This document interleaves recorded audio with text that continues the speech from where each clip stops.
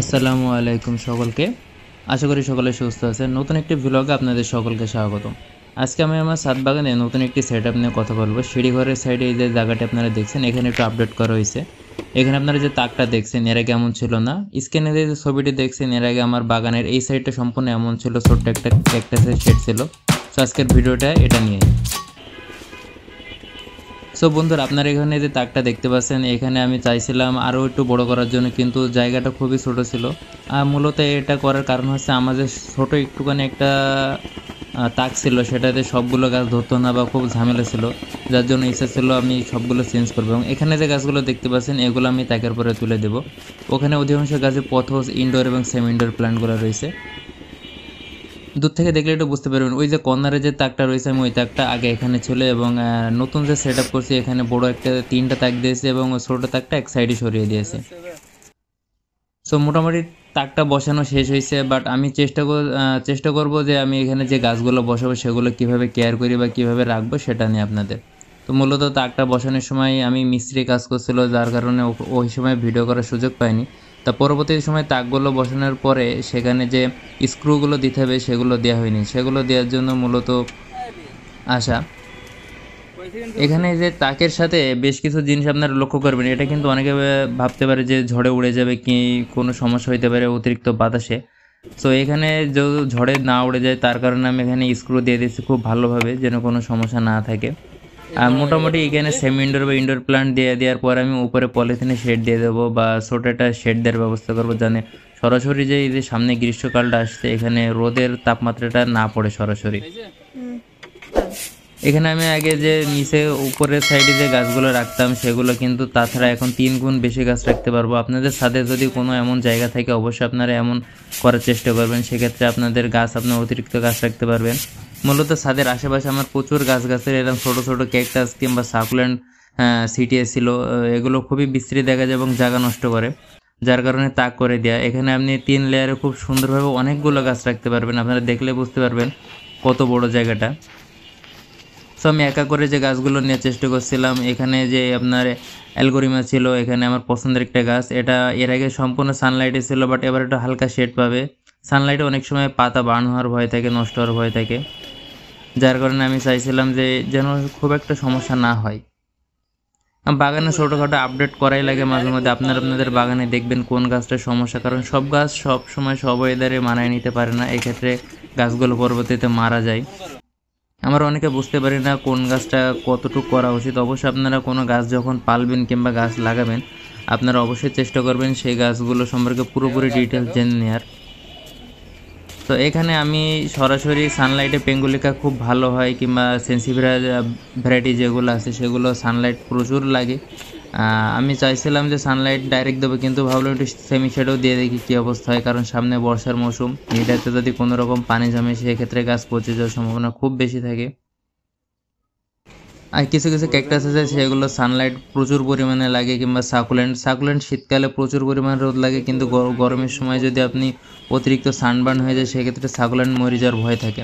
আমার এর আগে বৃষ্টিতে এবং রোদে অনেক অনেক সাকুলেন্ট নষ্ট হয়েছে। সেই রিস্কটা নিতে চাচ্ছি না, যার কারণে আমি এবার বর্ষার আগে মোটামুটি একটা তাক বানিয়ে দিলাম এবং উপরে একটা শেড দিয়ে দেবো ইনশাল্লাহ এটা পরে। এটা যদি করা হয় তাহলে আমার গাছেরও কোনো ক্ষতি হবে না আমি আশা করছি। তারপরে বাদ বাকিটা আপনাদের পরবর্তীতে আপডেট আমি জানিয়ে দেবো ইনশাল্লাহ। তা তাকটা আপনার যে পাতলা যে কাঠগুলো আমি দিয়েছি এটা খুবই পাতলা ছিল, মোটামুটি ভালো। ছাদের পরে আপনার হালকা পাতলা কাঠ মোটামুটি ভালো। আর যেহেতু আমি যে অ্যাঙ্গেল রডগুলো ব্যবহার করেছি আপনার তাকটা দাঁড় করানোর জন্য, ওটাও ভালোই মজবুত।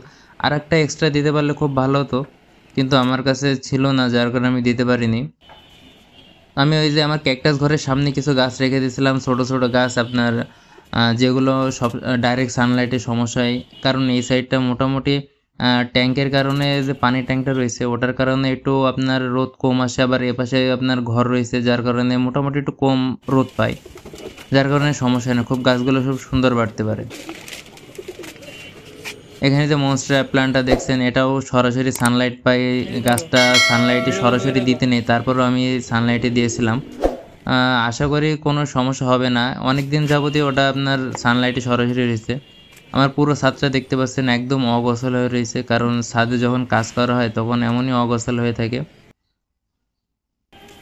আর সামনে যে অ্যাডিনিয়ামগুলো রয়েছে, অ্যাডিনিয়ামের যে বড় বড় গাছগুলো রয়েছে ওগুলো আমি পরবর্তীতে সরিয়ে দেবো, এখানে রাখবো না, এবং ছোট ছোট যেগুলো রয়েছে সেগুলো নিচে সারিবদ্ধভাবে সাজিয়ে দেবো, সেটা খুব ভালো হবে। আর বনসাই করার জন্য যে আমি দেশি বটগুলো রাখছিলাম ওগুলো আমি যে বড় ট্যাঙ্কটা দেখলেন কালো, ওখানে পরবর্তীতে শিফট করে দেবো।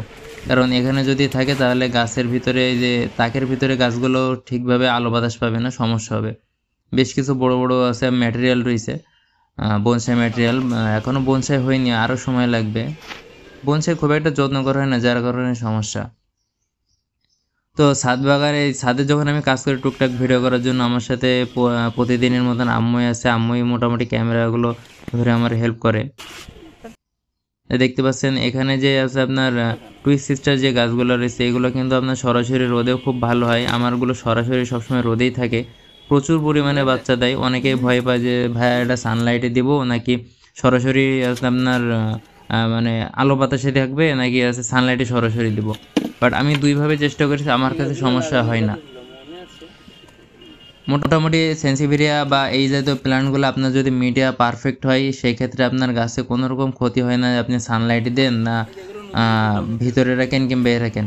কিছু কিছু রেকমেন্ডেশন থাকে যে আপনার এটা ডাইরেক্ট সানলাইটে দেওয়া যাবে না, সেক্ষেত্রে আলাদা, বাট আপনার মিডিয়া যদি পারফেক্ট হয় সেক্ষেত্রে কোনো সমস্যা হয় না। মিডিয়া পারফেক্ট হবে না বলতে আপনার পানি জমবে না এবং মিলিবাগ হবে না, সেক্ষেত্রে আপনার গাছের রুট ভালো থাকলে সব কিছুই ভালো থাকবে। আমার অধিকাংশ সময় এটা বুঝতে পারি না গাছে মিলিবাগ হয়েছে কিনা। এটা অবশ্যই ক্যাকটাস বা সেন্সিভেরিয়া জাতীয় গাছগুলো আপনার মাঝে মধ্যে চেক করবেন, 5 মাস 6 মাস পর পর চেক করবেন, তাহলে আর এই সমস্যাটা হবে না।